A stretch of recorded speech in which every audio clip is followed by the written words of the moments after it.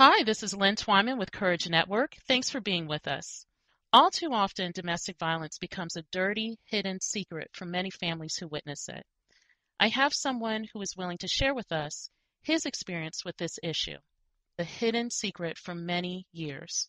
I am pleased to have Victor Rivers, former Miami Dolphin, actor, author of A Private Family Matter, and domestic violence activist. Victor, thank you for being with us. My pleasure. I'm glad to be here. Victor, why did you take up the fight against domestic violence and choose to be a spokesperson for the issue?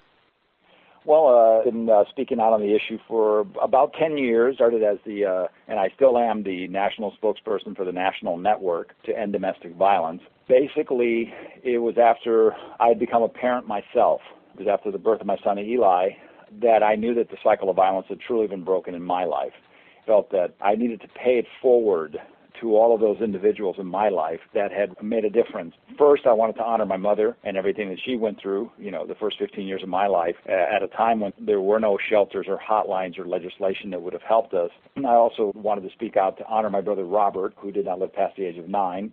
And then ultimately I had a series of what I like to call my advocates, I like to call them my angels, who showed up at the right time, whether they were teachers or coaches or families who took me in and helped me reclaim my life. I felt that this was a great way for me to pay it forward and to let people know that you can break the cycle of violence, which is usually what, there's a lot of negativity that, well, if you grow up in that kind of environment, you're going to perpetuate that cycle. Well, my story tells you that you can ultimately break that cycle. One of your mottos when speaking about domestic violence is, I am not a woman. Tell us what you mean by this. Well, there's a popular misconception that domestic violence is strictly a woman's issue. So many times as I begin a presentation, I get real serious and I say, let me clear something up before I begin. I'm not a woman, which usually gets a nice laugh from the audience. And that is that misconception that it's strictly a woman's issue. It needs to be all of our issues because it affects all of us. Violence is a learned behavior. We're not born bad. We're not born violent. If we want to really put a dent in violence in our society, on our school campuses, on our streets, and in our world, we need to stop violence where it usually begins and is learned, and that's in homes and in relationships.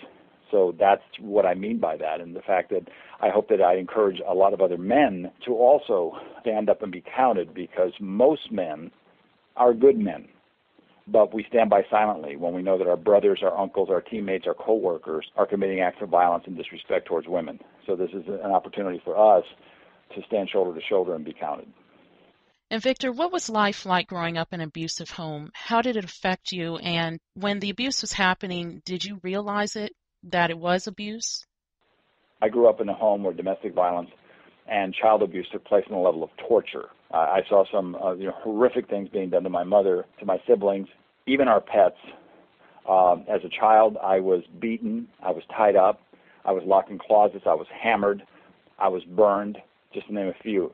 Those were the physical things that happened to me, but obviously, we'll probably get into this a little bit more later, but the battering of my psyche and my soul that took so much longer to repair. And I knew from the very first time that I saw my father hit my mother as a real young child that what he was doing was wrong. That's not the message that most young boys get. It's usually the opposite message. This is how we're supposed to treat women. And I know that it affected me growing up in that home. It affected me in many ways. One, I had very low self-esteem. I was never a bully, but I was a pretty violent kid. I was a kid that was constantly in trouble, was in fights, had a short fuse academically, because my father constantly was telling me that I was worthless and stupid. Academically, I didn't think that I was very intelligent. And so I wasn't doing as well in school as maybe I could have, because ultimately when I ended up getting to college and I started studying on my own, I started making the dean's list. And it was at that point that I realized I'm actually a fairly intelligent person. But, for years I had been told the exact opposite, and it was pretty damaging. You mentioned a lot about the angels in your life and how people were instrumental in helping you to heal from violence. Can you tell us about one of those people as you were growing up who helped you deal with the abuse and the effects? Well, I could say that there's actually two, and they're educators. And I think it's very important because, when we're talking about that first line of defense, the kids are either being abused, witnessing abuse, or headed for trouble. Teachers are usually the first line of defense. And I can give you two individuals. One was my 8th grade teacher, and that's when I turned 13 and I started growing like a weed. my father decided that I was getting fat and I needed to be put on a diet. So he instituted a starvation plan that allowed me to eat only what he gave me. And that was at 1 a.m. in the morning when he got home from the swing shift. So that meant no sack lunch, no meal ticket, no school cafeteria. So my weight was dropping so rapidly that I eventually collapsed in that class. But Mrs. Rice, aptly named Mrs. Rice, was paying attention, and that teacher personally and secretly bought me a meal ticket that allowed me to eat at school for the rest of the year. And what Mrs. Rice did was she figuratively and literally fed me and my self-esteem and kept me alive that year. So that's just a small example of someone who was very instrumental in keeping me basically alive at that particular time. The other example and person who was really instrumental was after I left my father's home and ran away at 15, my high school took me in. So I am that child of the village raised. And my high school homeroom teacher for my 3 years of high school, her name was Miss Susie Baldwin. And she not only helped me when I was leaving that abusive home, but she helped me to trust others, for me to be able to trust others not to hurt me. She was there the entire time as I was making that transformation from an abused kid, violent member of a street gang, to president of my school, scholarship athlete. So that transformation happened in 2.5 years in my high school. So she was one of those people that was very instrumental, along with many others, and 7 different families that took me in. All it took was a few people to realize and to really open their eyes to what was happening in order to help mold and make you the person that you are today. If these people hadn't paid attention, we probably wouldn't have Victor Rivers, the man that has just made so many changes for so many lives. So that is just so inspirational. Thank you for sharing that. My pleasure. Just very quickly, some of you may know that I've been an actor for 30 years, and one of the films that I did was a film called Blood In, Blood Out, which was directed by Taylor Hackford, and I spent 5 weeks in the prison population at San Quentin, which is a maximum security prison in Northern California. And as I walked around San Quentin and I looked out at many of the prisoners, I said, "There before the grace of God go I," because that's usually what happens.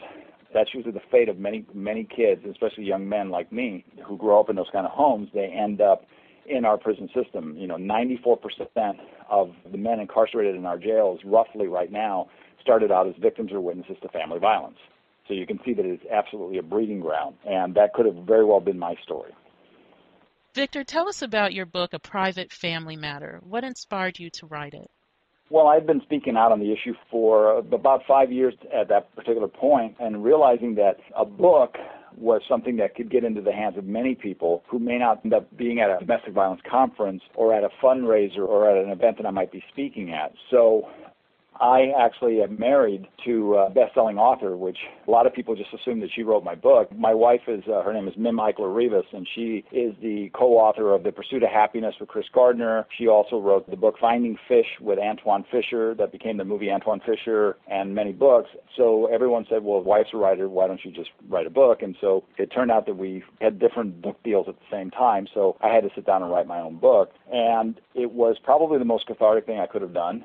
Even though I thought I was, fairly well along and I had done a lot of healing over the years, for me it was being able to tell the story and the fact that it's gotten into the hands of many people, especially a lot of young people. It's being used in some high schools, it's used in therapy, it's being taught in colleges. So I'm very proud of that. And the fact that, my story, again, is a story of triumph over cruelty. It's about a life reclaimed. And it's also about the village that raised the child. I'm that child. And I think that ultimately when people read my book, and especially some kids will actually say, your story is my story. Your story gave me hope. And without hope, there isn't anything. And so I felt that the book was just another extension of myself and being able to sort of get it out there and let people know that you can ultimately, one, make a difference in people's lives. The smallest gesture can really, really impact someone. And for those who are in the throes of this issue, whether it's domestic violence, child abuse, you name it, that you can overcome it and that you can go on to live a very successful, loving, peaceful life. So that's one of the reasons that I felt like having a book out there would maybe impact more people than just by my speaking. Absolutely. I know I've been able to relate to several parts in your book already. And did you find that it was also a way for you to continue your healing process? Well, absolutely. There were things as I started to run back what I like to call sort of the mental tape of my head. There were a lot of things in my life that I thought happened when I was much older that actually happened when I was very, very young, and it just goes to show how traumatic events remain in our memories when maybe a trip to Disneyland You won't remember it, but one of the things that I remembered in running that story back is one of the reasons that I speak is because of my brother Robert. And my brother Robert, my father was abusing my mom throughout her whole pregnancy with him. And when I was 6.5, I witnessed my father kicking my mother in her stomach in her 9th month. And so when my brother Robert was born, he was developmentally disabled to such a degree that he was immediately institutionalized. He, basically was a victim of my father's brutality, and my brother Robert did not live past the age of 9. Well, I thought that I had witnessed that beating when I was 8 or 9 years old, and I was actually 6.5. And I remember it like it was yesterday. And so it just goes to show you the impact and the devastating impact that witnessing violence has on children. Not even if you're a victim, you can be witnessing that violence, and it can have such a devastating impact. So that was part of the healing process, and it was for all of us. As a matter of fact, all of my siblings have read the book. My mom read the book, and all of us have had a real catharsis in the process. I have a couple other siblings that have gotten themselves involved in their local DV communities where they live in Florida. It's been a family sort of journey for all of us. Absolutely. And Victor, what do you believe people can do to get involved with helping to end this epidemic of domestic violence? Well, I would say first, we have to break the silence. And that means not only if you've been a victim or you know somebody, but we have to speak about this issue. It can no longer remain a private family matter. We've made some great strides since the time of my childhood and also my mother's time, where there were no shelters or hotlines or any of those things that we talked about earlier. But I think that we need to really integrate this conversation into our makeup, because it is ultimately affecting all of us. People say, well, it's not my issue because it doesn't happen in my house. The reality is that violence on the street or that violence on the schoolyard, you can usually trace it back to family violence. And so this is what all of us can do, is to really talk about this issue and just get it out there. And then we need to educate not only ourselves, but I think our young people, young boys and our young girls, about this behavior, that it is unacceptable, how we should be treating each other. And I think that's when we're really going to make an impact. Maybe not in my lifetime, but in the generations that follow, that maybe we can really put a dent on this issue. And I believe that if we can do that, we will live in a more humane and peaceful world. Thank you, Victor. And in closing, how can our folks reach you? The easiest way to reach me is that you can go to my website, which is victorrivers.com, and it's a great resource for many things. For those of you who like to look at my film work, it's there, my advocacy, and also have an email contact. You can write me. You can also get my book from the website, or you can get my book to any of the booksellers, Amazon or any of them. But I absolutely respond to my email, so if any of your listeners have a question or want a little more detail about something, I'd be happy to answer it. Thanks again, Victor. My pleasure. Again, the site is www.victorrivers.com. I encourage all of you to visit the site and learn more about Victor's work as an actor and also as a domestic violence activist. For our listeners, thank you for joining us. This is Lynn Twyman with Courage Network. Our website is www.couragenetwork.com, where we're building courage by working together. Take care.